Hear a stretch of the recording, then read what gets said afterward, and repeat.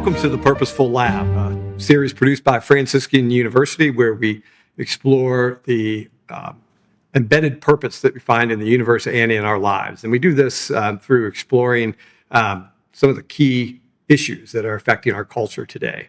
I'm your host, Dr. Dan Kuebler. I'm a biology professor here at Franciscan University. And if you've followed some of our previous episodes of the Purposeful Lab, you're used to my co-host, Catherine Hadro, being here. So Catherine has sort of moved on. She's got a full-time job, again, with EWTN, so she's unable to be with us, unfortunately. And so as we transition the series to Franciscan University, I will be the host of the Purposeful Lab moving forward. And I picked up, hopefully I've learned a lot from her and the way she does and runs interviews, and by osmosis have picked up some of her wonderful skills to certainly be missed. But we will continue on with our podcast. And I'm joined today by Dr. Steve Hildebrand, who is the Vice President of Academic Affairs here at Franciscan University. So, Steve, thanks for joining us and sitting down. My pleasure, Dan. My pleasure. We've been together a long time. Yeah, so interesting. Steve and I showed up at the university at the same time 22 years ago now, I think, or something like that. And Steve has risen to be the head academic person here, and I sit in the lab over in the science building. You could have. You rejected it. I don't know. But yeah, it's a pleasure to have you. So what we're going to do with this series is we are going to use it to sort of allow academics here at Franciscan and the professors here to sort of address some of these big cultural issues that are of very high relevance to modern society, right? And so we, you're the sort of academic leader here at the university, so it seemed natural to have you sort of as a first guest here to sort of talk a little bit about the university, about the academics here. But before we get into that, maybe you could tell people a little bit about your background. I know you have a PhD in theology with a specialization in patristics, the early church fathers, and maybe tell us what got you interested in that, and have you always been a closet theologian when I was a little kid, and everybody had. Yeah, for sure. So I grew up in northern Kentucky and then Texas, and school came more easily to me than other things. In high school, I loved basketball. It was my first passion, but I was better at school than I was at basketball, as you might guess. And I went to University of St. Thomas, a good liberal arts school in Houston, majored in philosophy. But there I really had a kind of intellectual awakening. I was practicing Catholic my whole life, a blue-collar kid, good parents, but not a deep intellectual side, I would say, to my family life growing up. I really discovered that at the University of St. Thomas. Fell in love with philosophy. Then I moved, took a bunch of theology classes there. Didn't major in it, but I took a bunch of classes. And it was a great intellectual and spiritual awakening.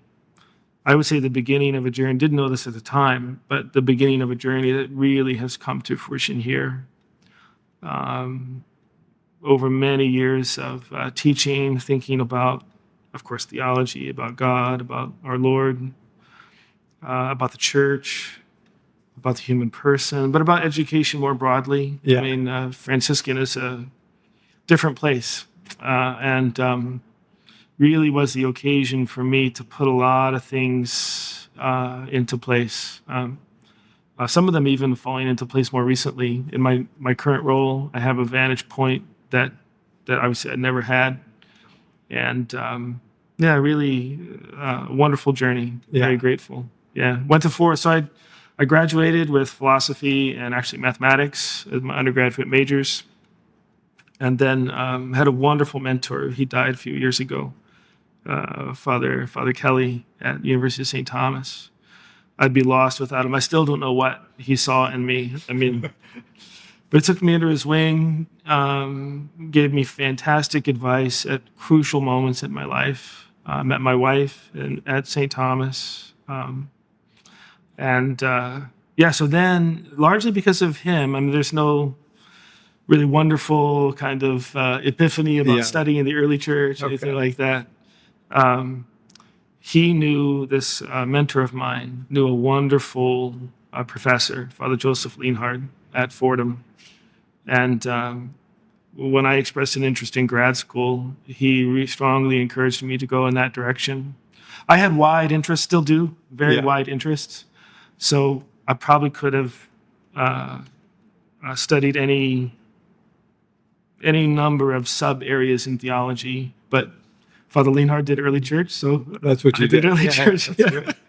Yeah. I mean, we both arrived here at Franciscan at the same time, and one of the things that attracted me to Franciscan and is the fact that, as you're a theologian and I was a biologist, I was in regular contact with people outside of my disciplines, and the conversations you have with people outside your disciplines, where you can see sort of this cross-fertilization and how theology can support science and science can support theology. It's something that's sort of organic, For sure. and part of sort of a Catholic worldview. I mean, do you see that as something that drew you here? Is that something that you saw? Oh, that's something that. I wish I could say so, Dan. I mean, I'd never heard of Franciscan before I applied. Actually, Dr. Schreck, wonderful, long-serving scholar in the theology department, a great teacher, reached out to me. He knew my director, Father Lienhard, and they were looking for someone in early church. Okay. So I came, interviewed. We had just moved back to Texas, so I really wasn't. I was hoping we would stay in Texas for a while, and was surprised to be interviewed. Yeah. And even more surprised to get the job. To be honest. Okay. And so, my story is a little different. You probably heard Franciscan before you came, but I came here, to be honest, a little reluctantly. We left. We had been away from our families. We had just had a baby. It's the first grandbaby on my wife's side in 13 years. It broke her mother's heart. You're both from Texas. It's a long drive. Yeah, it's a 24-hour drive. Yeah. So, but I would say after a few years here, really began to realize how special this place is. Yeah. And loved teaching, of course, loved the students from the beginning. But it didn't take long. I would say a few years maybe, and we realized we wanted to spend the rest of our lives here. Okay. Yeah. So maybe looking out of the landscape of higher education, right? Nowadays, and it's very much in flux. A lot of changes going on in higher education. For sure. Budget crunches everywhere, and a lot of bean counting things. But what do you see as like in that language? What unique niche does Franciscan have? What does it have to offer? The world in terms of its unique charism in the landscape of higher education. Yeah. So as you know, we almost closed in the 70s. Yeah. When Father Mike Scanlon was interviewed to be the president. So by statute, of course, you know this, but for the sake of our audience, by statute, our president has to be a TOR, a member of the TOR community, so a TOR priest. And the board at the time interviewed three people, three TOR priests, and two of them said they would gracefully close the university. So we were having trouble financially, we were having trouble with enrollment. And I would say, may not have been on everybody's radar, but probably we're having some trouble with identity also. Yeah. And Father Mike, he said, I don't think he was ambitious for the position, but interviewed under obedience.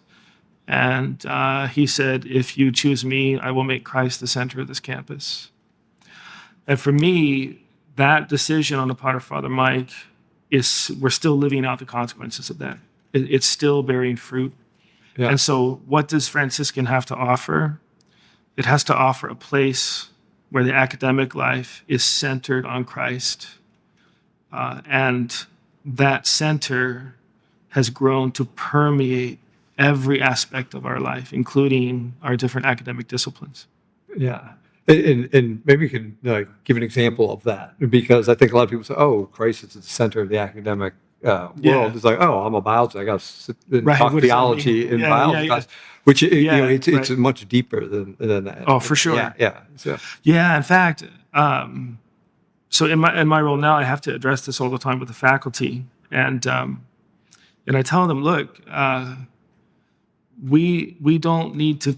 It would not be good if your discipline became theology. yeah, So we're not looking for the kind of window dressing where you say a few prayers and maybe before class or whatever, or you make some kind of applications to the Christian life. I mean, prayer before class is good, right. but that's not what we're talking about here. And I tell them at the same time, we don't want you to teach theology. We have a theology department. We don't need the biologists to teach theology. Right? You don't want the biologist. No, absolutely not. You don't want. We'd be all right. But so the disciplines have to remain what they are. The analogy that I've kind of stumbled upon and tried to explain this is marriage. Marriage is marriage. It's a created reality. It's not owned by Christians. Yeah. Hindus get married, Jews get married, non-religious people get married. It's a natural institution. We can talk about that later, perhaps, but part of the created order. It is what it is, and when the gospel takes it up, when our Lord establishes the sacrament of marriage, He doesn't change that fundamental reality. So it's integrated into the gospel. Its meaning is transformed, but it really remains what it is. It remains for us what it is for everyone, but for the Christian, there's a different vantage point. There's a new life that permeates that married life. And I think something similar goes on with our academic disciplines. Yeah. Biology remains biology, but as a biologist, your commitment to the Lord, your vision of the world, your vision of life that you study in biology is affected by your Christian faith and by your commitment. Yeah, I think that's right. So the way I approach biology and see it as an entryway into God's creation doesn't change the way I understand an enzyme or so forth. Right. But it does give me something to reflect upon and a beauty. You don't have a Christian microscope. Well, if you find the vice president of academic affairs won't buy one. Right. What's wrong with the secular microscope? Yeah. No, but it's the way I reflect upon it and sort of the attitude I have towards the subject matter that is transformed, and you see God's glory and grandeur through it, and it opens up new vistas that are otherwise just sort of this flat discipline becomes almost three-dimensional in a way when you look at it. I think that's what we're trying to do here. And that's the same for all the disciplines. And I would say, one of the problems for us trying to accomplish this integration is that the disciplines now, one of the many problems in higher education today, and this may not be the most pressing of them, is that the disciplines are fractured. Right, yeah. I remember as a student at Fordham, a graduate student at Fordham in the Department of Theology, that we would have these colloquia where the different graduate students could present on their research. And sometimes the guys who were studying Bible could not understand the guys studying systematic theology. Yeah. And I remember coming out of one of these thinking, this is insane. Yeah. Even within theology. Even within a single discipline. They're so fractured and so special. Now, specialization can be wonderful because you get a really fine understanding of reality. But the downside is that we lose that integration. Right, yeah. So here I think what great advantage we have is that everybody approaches at least with the view of faith. Right. Now, that's not sufficient. I mean, as you know, you've studied a lot of theology. You've read a lot of theologians in your work, like say on evolution with the intersection of faith and science. So you know personally that it's not enough just to believe and then be a scientist. Yeah, right. We've got to do some intellectual work on that integration. But to have that common faith-given worldview as a starting point is a huge advantage for us. Yeah, no, I think so. And as you look at the faculty that you oversee here, what is it about the faculty that most gives you encouragement in terms of where we're going as a university. When you look at our faculty, what do you say? This is what a good Yeah. Catholic university should have Yeah, as a yeah. faculty. Right? A few things. They're faithful. Mhm. So as I was mentioning, that really opens them to the kind of reintegration of the disciplines Yeah, that we're right. after. The second thing is they're fantastically accomplished. I mean, the credentials, the kind of schools we draw from, the quality of the teaching, the quality of the research, second to none. We don't have a linear accelerator in the physics department, so there's some equipment needs that right now are out of our reach. But in terms of the quality of their formation, their handle on their own disciplines, their intellectual curiosity, I mean, you have all the time. You'll have people in computer science or other sciences, biology, come into theology talks, Right, and vice yeah. versa. You'll have Yeah. theologians and philosophers coming to a talk on, transgenderism and endocrinology. Or something. Yeah, right. Yeah. So, wonderful intellectual curiosity. So I would say fidelity to the church, to the gospel, and they're living that out, which is really important. And then the worldview that comes with that fidelity, expertise in their discipline, and then intellectual curiosity. Yeah. And those three things together, in a couple generations, are going to get us to where we need to be. When some of our young guys come to the end of their careers, it's going to be a beautiful thing. Yeah, no, I agree. What do you think? It seems to me that we're drawing better and more high quality faculty every year, sure. and the same thing with students. We're drawing more and more students every year, in a time when Yeah. the opposite is happening out there. Yeah. So, what do you think is drawing them here? Right? Yeah. Well, I mean, in a word, the Lord. Yeah. So, you and I have our own stories coming here. I feel like your work over the last 20 years has fantastically raised the profile of the sciences, not just biology, but all the sciences.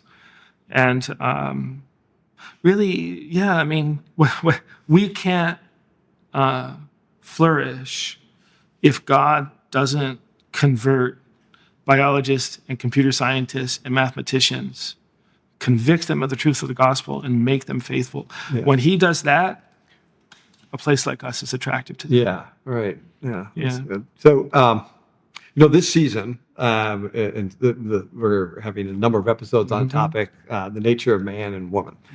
So that's what we're sort of focusing on. And we'll have some Franciscan faculty that will come on and share their expertise from different disciplines. And we'll have some outside academic experts that share their expertise from psychology to science to philosophy to theology. But that topic, we sort of picked it. That's something that is not only, something that's rocking sort of the society at large, but particularly the university, right? So you have, men that want to house in women's dorms, right? You think of intercollegiate sports, you have men that want to compete on women's teams. So we're seeing the effects of not having a proper understanding of man and woman play out in the universities around the country and in the wider culture. So just, from your perspective as a theologian, what do you see that might be what's the root cause of this disconnect between, what it means to be a man and a woman that used to be, it seemed to be, there's a common sense intuition there. Sure. That has almost been thrown out the window, it seems. Yeah, you're right. I mean, you get the sense that all differences between men and women are meaningless. Yeah. But now, it's actually really important to be able to make some distinctions. Cultural differences in custom, some differences in role. I remember, she's dead now, so I can say this, but when my wife and I were married, first married nearly 25 years ago, she had an aunt, an older aunt, who, when she discovered that I did dishes, was appalled. Like, well, Most women nowadays would be enthralled. right. So she actually corrected my wife. Yeah. And said, look, this is not right. Like he should not be doing this. That's your job. You know? So I feel like what's happened is we've lost a sense of those distinctions. We've lost a sense of, I'm sure in your house, as in mine, you have a kind of division of labor. So, you got a gaggle of kids, and you got a bunch of jobs to do, and you divide them up. There are ways to divide them up, but a lot of those ways need not have any reference to sex or gender. Right. But we've kind of lost a sense that there are some things that are actually meaningful. We've lost a sense that there's a givenness to reality. So obviously these things are plastic. If you and your wife want to divide the labor so that you do the cooking and she does the dishes, or you both do them together, or whatever, however you're going to divide it, it doesn't matter. But we've lost the sense that there are some things actually that do matter, that there's a givenness to reality that we can't change, that we're not free to change. Right. And that if we try to change them, we end up destroying ourselves. And I don't know, sometimes I think that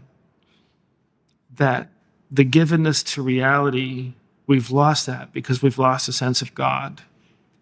So you could think of the progress of secularism. Mm-hmm.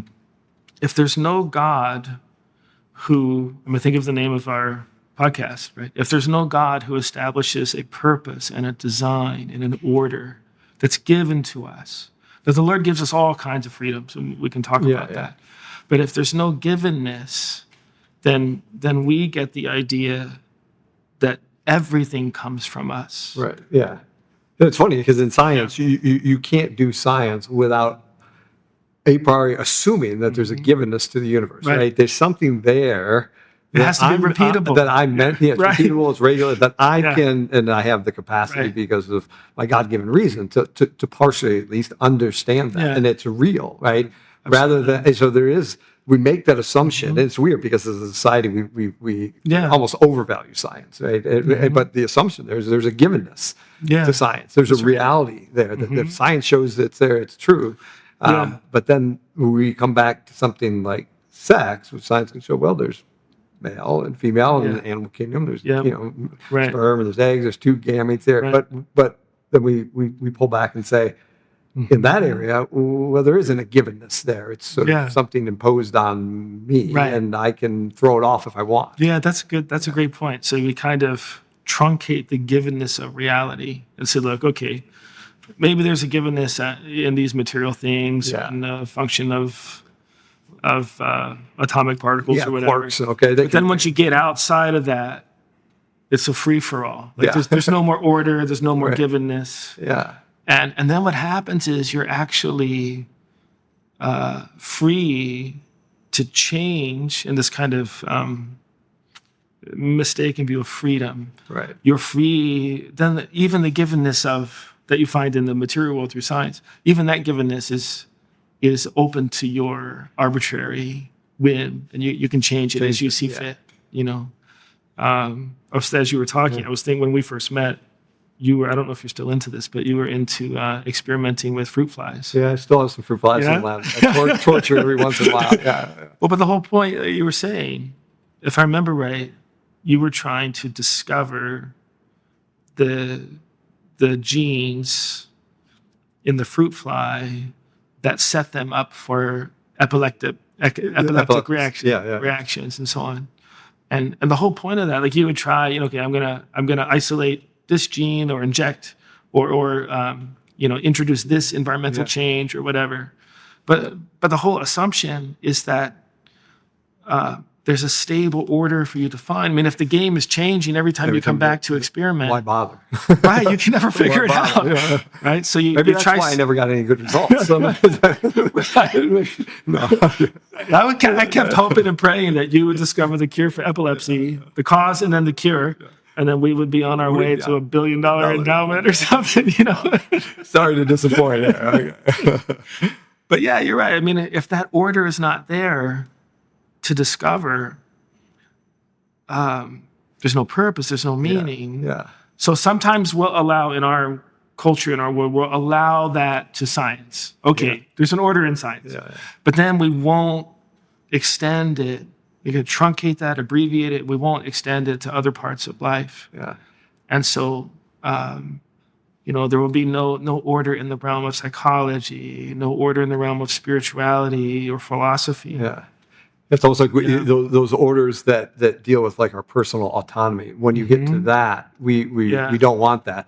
Yeah, there's order in the sunlight because I can't do anything about that. The sun's going to shine light, on me, and it's going to have certain properties. Yeah. But when it comes to my personal autonomy, I can actually now with technology do things to mess with my body if I want to, right? And so once we have that ability to control, say, well, there's no givenness or order here that actually matters. Okay, maybe there's something here, but it's arbitrary, right? Yeah, yeah, for sure. So what we've lost is the ability to find happiness in the givenness of things. Yeah. And in the givenness of our reality.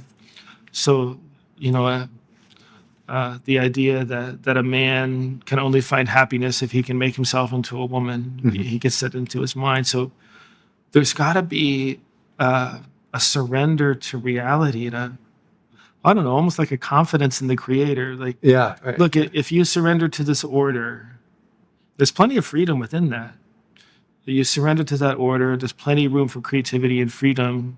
You'll be happy. You'll flourish. Yeah, that's good. Anyway, because you surrender to being I'm male, right? Yeah. But there's plenty of ways to live that out in the freedom to live out that maleness in a way that is in line with God's plan and so forth. Right? Yeah, absolutely. And when you study these things, you realize there are different personalities among men. I mean, there are patterns. This psychologists study this kind of stuff. You find, like the personality trait of agreeableness is more common among women than among men, but it's among a lot of men. No, it's not. You're right. Yeah. So if you just study things, you realize there's a great variety. And so sometimes what can happen is, if you have this artificial notion of what it means to be a man, and you're mistaking cultural forms of masculinity with what is truly given, you're going to feel trapped, And I think one of the problems now is that some people feel trapped by what is given. That if they don't have this absolute freedom, somehow they can't find meaning in life. And it's really deceptive because, of course, as we know, and you'll get into this in later episodes with people more expert than I, but it's usually a pretty sad journey, the people who are exercising or trying to exercise these absolute freedoms and undergo sex change operations or whatever. There's pretty good evidence that it doesn't end well. We don't flourish. We're creatures, right? I mean, creatures flourish in the givenness of things. You flourish in being what you are, not trying to be what you're not. Mm-hmm. No, that's so true. I mean, it like the confusion on sex seems to be one of the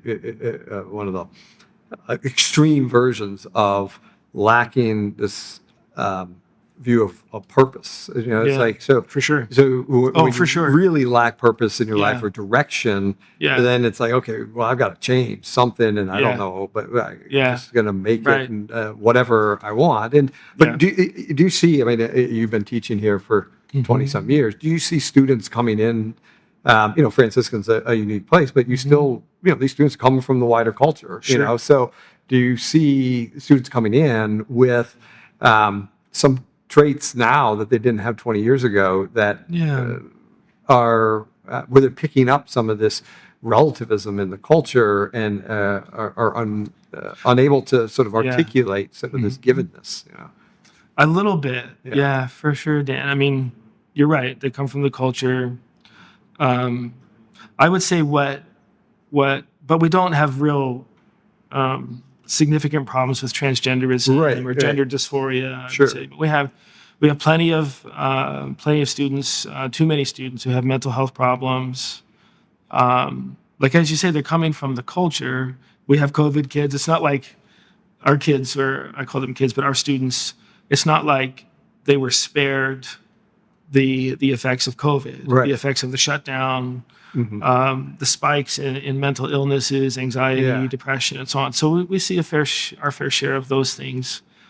But I would say what makes our students largely different is that just as it's a conversion worked by the Lord that makes our place attractive to faculty, oftentimes that happens with the students too. Yeah. So they come all manner of intellectual abilities. They come with all manner of intellectual preparation, like any other place.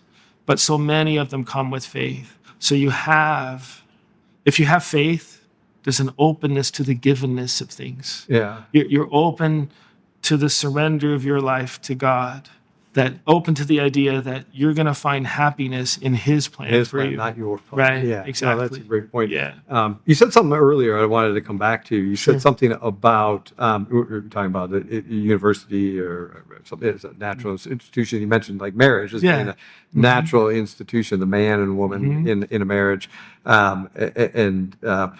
How does like a Christian understanding of that, sort of transform that, but at the same time, not undo that givenness, right? Yeah. Yeah. Wow. So, like I was saying earlier,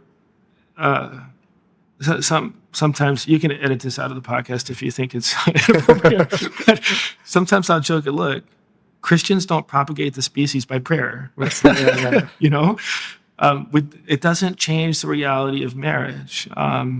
So marriage is still between a man and woman, one man and one woman. It's still procreative. But that givenness is transformed. I mean, think of a Christian view of having children.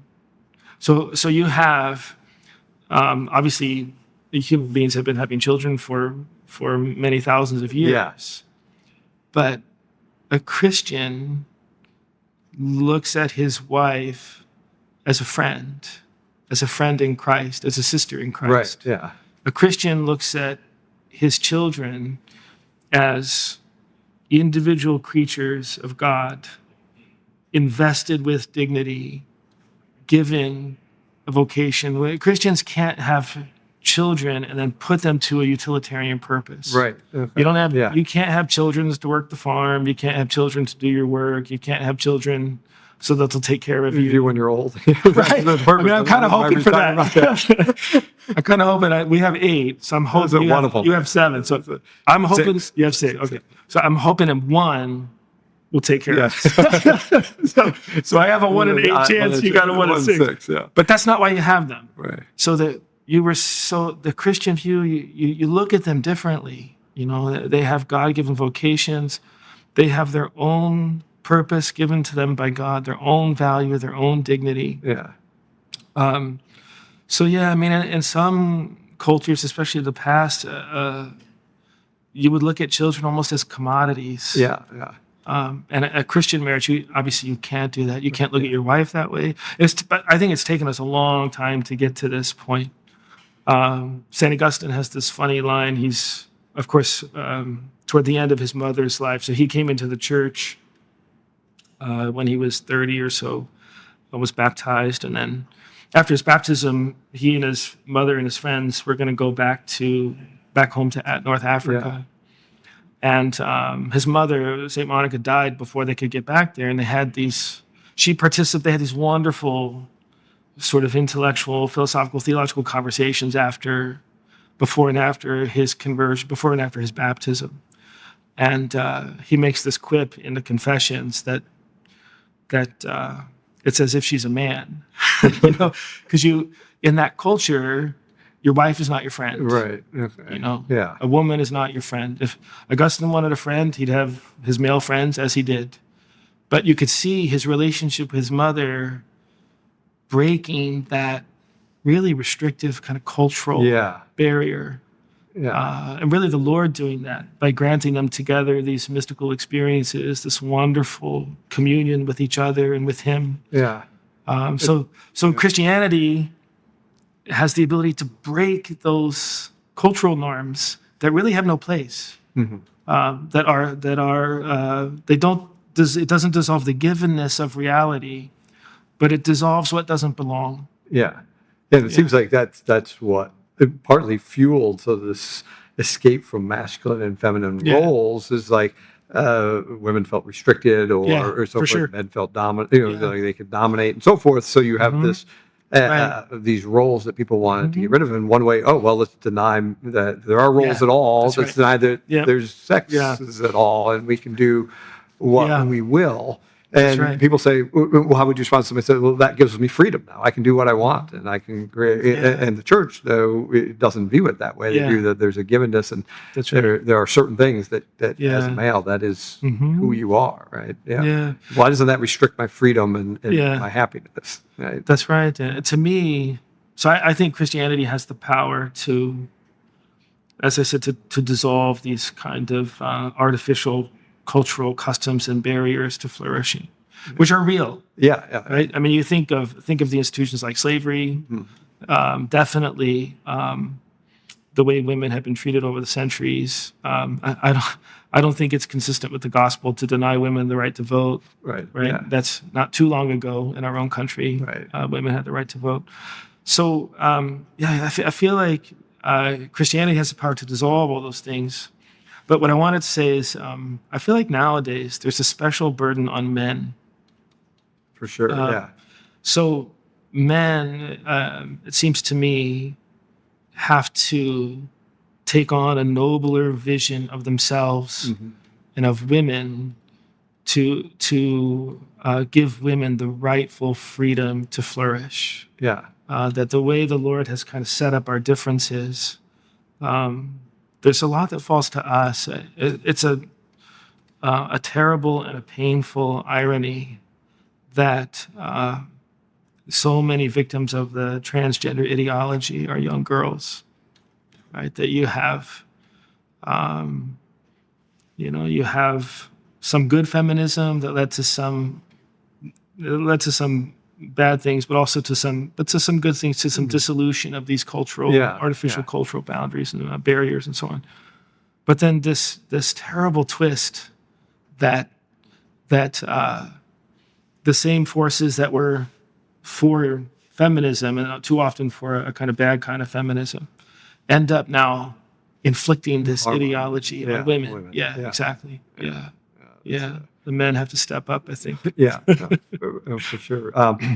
So what, as we're getting towards the end of our time here, what is, in your view, what's the positive vision that the church has? And before we go to that, what is the role, say, that Franciscan University has, and that academically to speak to the wider culture on this issue? What do you see as its role, right? Not only across the university systems in academia, but across the wider culture. Yeah, I mean, I think what comes to my mind first is just the example of our students and our faculty. Yeah. So when people come here, they experience our culture, they meet our students, they realize that you can find purpose and meaning in life. You can be happy and joyful and accept the Lord's plan for you. Yeah. So that's, for some, coming from this kind of realm of absolute freedom, this would be counterintuitive. Right. Like you're happy in a marriage with 6 kids or 8 kids, or you're happy with all of the sacrifice that come with raising these kids, for both, for us as husbands and for our wives. Your students are happy going to mass and praying and accepting God's plan for them, rather than trying to impose their will. Impose their own. Right, exactly. Yeah. So to me, that's a very powerful. We lose sight of that because we've been here so long. Yeah. We see it all the time. But it's a wonderful reminder of this when we get people who've never been to campus who come, parents for the first time. Yeah. No, you do right. see that. Teachers for the first time. Sometimes I'll review with prospective faculty our understanding of religious freedom. So interviewing them, I'll say, like, this is how we view freedom. I try to lay all this stuff out. And sometimes the reaction is, when I tell them, look, this is our compendium on human sexuality. Yeah. There are certain things we're going to ask you not to do, and you have to be comfortable with that, And almost always the reaction is, you mean you're not gonna force me to you to use do this. pronouns or like, no, we're actually asking you not to do that. Yeah. And they find it liberating. So I can see that in our faculty even before we hire them. They find the ordered love of our community liberating. Yeah, you give them the sure. freedom to follow what Right. they're meant to follow. That's right. Yeah. Freedom to go back to that point. Freedom to express what the Lord has put in their hearts. This is a place where one person said, "You mean so you would be okay if I'm openly Christian?" Yeah, actually, We'll put up with it. That's good. So, the last question for you is, Sure. is a broader one. Beyond Franciscan, the church as a whole. What is, the vision that it articulates, and how best can it articulate that to a culture that has lost the sense of the dignity of man and woman? What's the liberty message that the church has? Yeah, my mind, as you asked that, immediately goes to a passage from Pope Benedict's Jesus of Nazareth. Okay. I don't have it quite memorized, so I'll paraphrase it. He says, what does Jesus bring? If he doesn't bring an end to hunger, world hunger, he doesn't bring world peace, he doesn't bring an end to suffering, what does he bring? And Pope Benedict answers that series of questions. He put it more beautifully than I did. But he says, he brings God. He brings God. So the church brings God. The church brings our Lord and everything that comes with that. Purpose, meaning, forgiveness, flourishing, joy, happiness. Yeah. All those things we're searching for. And even, right. the people that can't find it, that's what brings them their suffering, is that they're searching for it in the wrong places, and exactly long for God, even though they don't right necessarily recognize that. So thank you, Dan. I want to thank you for doing this podcast. I think it's great. Fits perfectly with who we are. The lineup that you have this year on this issue of man and woman is fantastic, and I think it's going to be a great series. If they can get past this initial one with me, they'll be off to better. they'll be off to the races. Yeah. Well, thanks, Steve, for sitting down with us, and for listeners, as Steve said, stick with us this series. We'll be having 5 more episodes of this series exploring the nature of man and women from all different disciplines, and exploring from different disciplines, all in line with the wisdom of the church. So thanks for joining us on Purposeful Lab, and we appreciate you listening.